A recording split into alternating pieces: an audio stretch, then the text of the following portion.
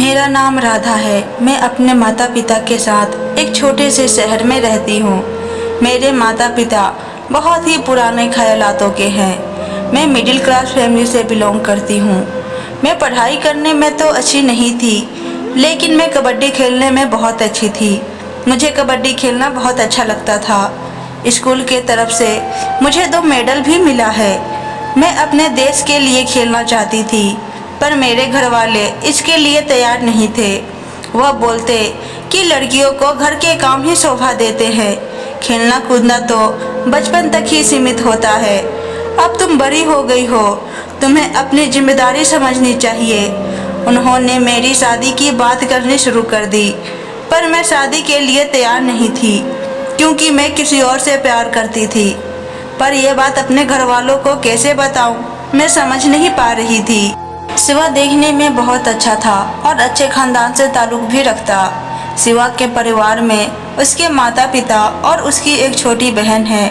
वह अपनी फैमिली से बहुत प्यार करता है और उसकी फैमिली वाले भी शिवा से बहुत प्यार करते हैं। शिवा के घर वालों का ख्यालात काफ़ी मॉडर्न है। सब पढ़े लिखे और संस्कारी लोग हैं।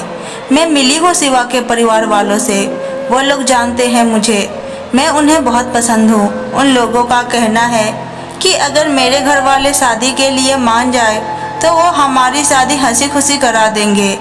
मैं जैसे तैसे हिम्मत करके अपनी माँ के पास एक उम्मीद लेकर गई और बोली, माँ, मैं किसी और से प्यार करती हूँ और उससे शादी करना चाहती हूँ। मेरी यह बात बाहर से आ रहे मेरे पापा ने सुन ली और मुझे एक थप्पड़ मार दिए और बोले, तुम्हारा दिमाग तो ठीक है, तुम आजकल के बच्चों को क्या हो गया है। आजकल के लड़के भोली भाली लड़कियों को फंसाते हैं और उनका इस्तेमाल कर फिर उन्हें छोड़ देते हैं। मैं जहाँ बोलूँगा वहीं तुम्हें शादी करनी होगी। अगर तुमने ऐसा नहीं किया तो तुम मेरा मरा हुआ मुंह देखोगी। मैं अपने पापा को अच्छे से जानती हूँ। वह अपनी इज्जत के खातिर अपनी जान देने में 1 मिनट भी नहीं सोचेंगे। मैं चुप हो गई और उन्होंने मेरी शादी फिक्स कर दी। माँ ने बस इतना बताया था कि लड़का गांव में रहता है। वह पढ़ा लिखा तो है पर ज़्यादा नहीं।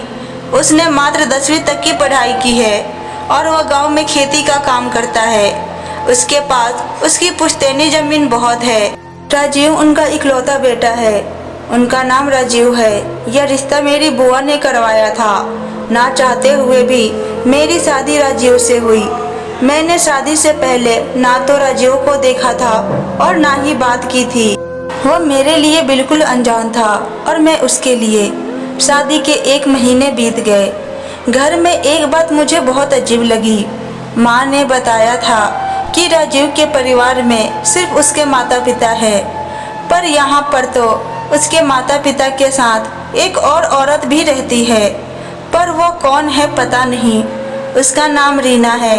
राजीव के माता पिता को वो भी माँ और पापा बुलाती है और राजीव को राज। मैंने एक बार राजीव के माँ से पूछा था रीना के बारे में, तब उन्होंने बताया था कि वो हमारी मेहमान है और हमारे साथ ही अभी रहेगी।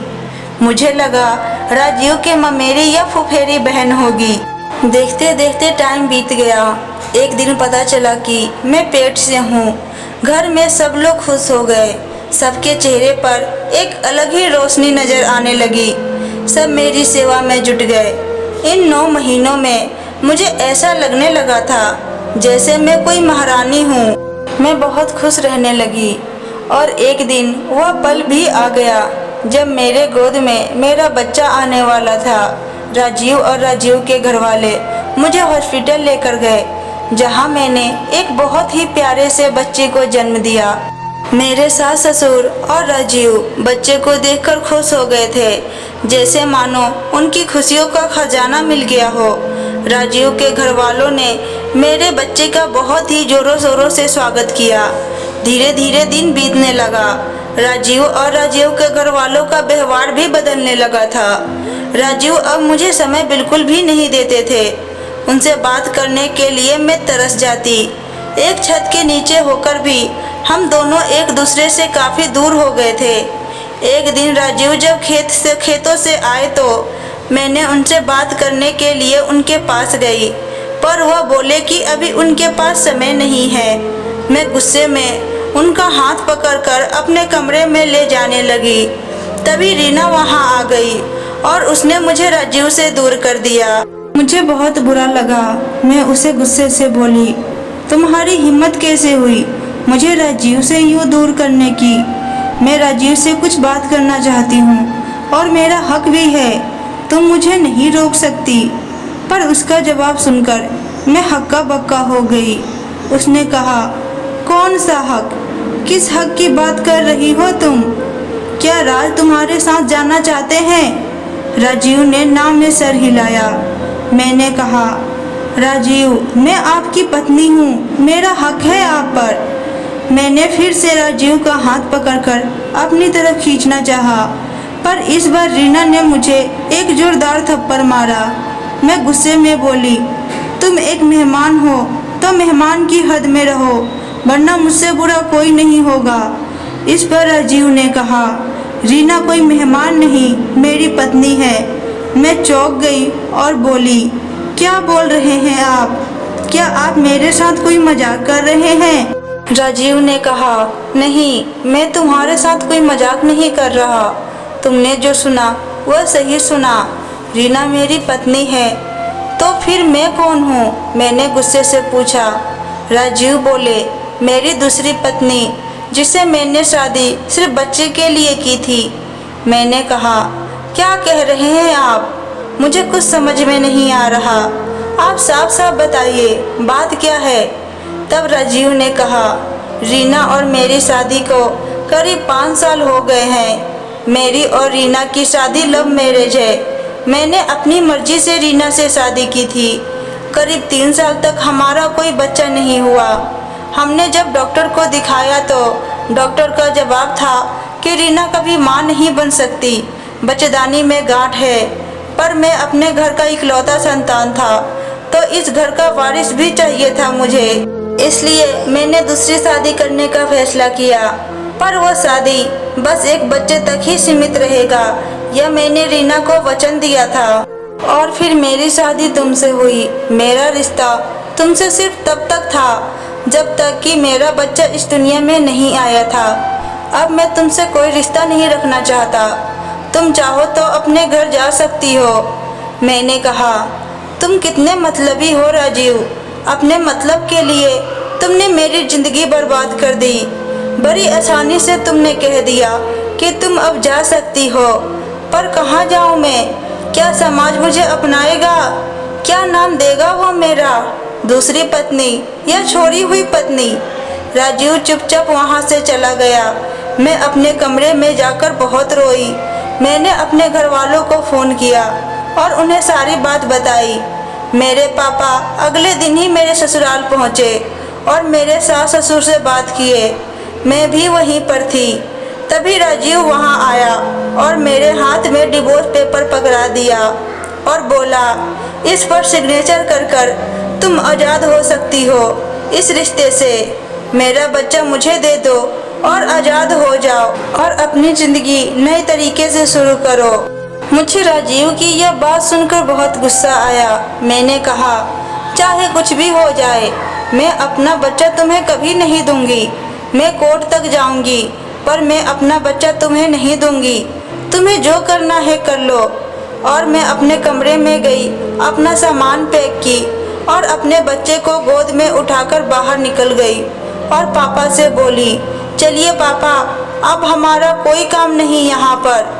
डिवोर्स पेपर पर सिग्नेचर करके राजीव के मुंह पर फेंक आई। पर जब घर पर आई तो माँ पापा उल्टा मेरे ऊपर गुस्सा होने लगे, बोलने लगे, सब तुम्हारी गलती है। अगर तुम थोड़ा झुक जाती तो क्या बिगड़ जाता तुम्हारा? दूसरी बीवी ही सही, पर अपने पति के साथ तो रहती। मैंने कहा, किस पति के साथ पापा? जिसने मुझे धोखा दिया, जो मुझसे मेरा बच्चा छीनना चाहता था। माफ कीजिए पापा, पर जरूरी नहीं कि हर बार माँ बाप के फैसले ही सही हो और बच्चों के गलत। आप लोगों की वजह से मैं कहीं की नहीं रही, पर मेरी तकलीफ मेरे माँ बाप को बिल्कुल भी नहीं दिख रही थी। पता नहीं कौन से ख्यालातों के हैं वो। उनका तो बस एक ही कहना है, हंसो या रो, बस अपने ससुराल में रहो। पता नहीं मेरी जिंदगी में क्या लिखा है। ससुराल वालों का तो समझ में आता है, पर मायके में भी माँ पापा रोज मुझे ताना मारते। ऐसा लगने लगा था मुझे जैसे मैं खुद को ही खत्म कर दूं। पर अपने बच्चे को देखकर मेरे अंदर जीने की हिम्मत आ जाती। एक दिन अचानक शिवा मेरे घर आया। मैं उसे देखकर चौंक गई और मैंने उससे पूछा, शिवा तुम यहाँ पर क्या कर रहे हो? तो शिवा ने कहा कि वो मुझसे कुछ अकेले में बात करना चाहता है। शिवा को घर पर देखकर मेरे माँ पापा आग बबूले हो गए और शिवा को बहुत बुरा भला कहने लगे। मैंने अपने माता पिता को शांत कराया और उन्हें डांट कर अंदर घर में भेज दिया और शिवा से बोली, बोलो शिवा, क्या बात करना चाहते हो मुझसे? शिवा ने कहा, मुझे पता चला है तुम्हारी शादीशुदा जिंदगी के बारे में। मुझे बहुत दुख हुआ। अगर तुम बुरा ना मानो तो मैं अभी भी तुमसे शादी करना चाहता हूँ। मैं अभी भी तुमसे प्यार करता हूँ और अपनी जिंदगी तुम्हारे साथ जीना चाहता हूँ। मैंने कहा, शिवा तुम्हें पता भी है तुम क्या बोल रहे हो? हमारा समाज तुम्हें क्या कहेगा? क्या तुम्हारे घर वाले कभी मुझे अपनाएंगे? इस पर शिवा ने कहा, समाज की तो मैं परवाह ही नहीं करता, और रही बात घर वालों की तो वो भी मेरे साथ है। उन्हें कोई दिक्कत नहीं है मेरी और तुम्हारी शादी से। मैंने कहा, शिवा मैं अकेली नहीं हूँ, मेरे साथ मेरा बच्चा भी है। क्या तुम उसे अपना पाओगे? शिवा ने हंसकर कहा, कैसे सवाल कर रही हो तुम? भला इसमें उस बच्चे की क्या गलती है? मेरे लिए तुम्हारी खुशी सबसे पहले है। उसे भी अपना नाम दूंगा। मैं खुश होकर शिवा के गले लग गई और कहा, शिवा प्यार करना बहुत आसान होता है, पर प्यार निभाना बहुत मुश्किल होता है। सब नहीं कर पाते, पर तुमने कर दिखाया। मैं बहुत किस्मत वाली हूँ जो मुझे तुम्हारा साथ मिला। बहुत ही साधारण तरीकों से मंदिर में जाकर हमने शादी कर लिए। शिवा के घर वालों को तो कोई दिक्कत नहीं थी इस शादी से, पर मेरे घर वाले तैयार नहीं थे। फिर भी मैं उनके खिलाफ जाकर यह शादी की और आज मैं अपने शिवा के साथ बहुत खुश हूँ। आशा करती हूँ आपको मेरी कहानी पसंद आई होगी। वीडियो अच्छी लगी तो वीडियो को लाइक करें, चैनल पर नए हैं तो चैनल को सब्सक्राइब करें और कमेंट बॉक्स में अपनी राय बताएं। धन्यवाद।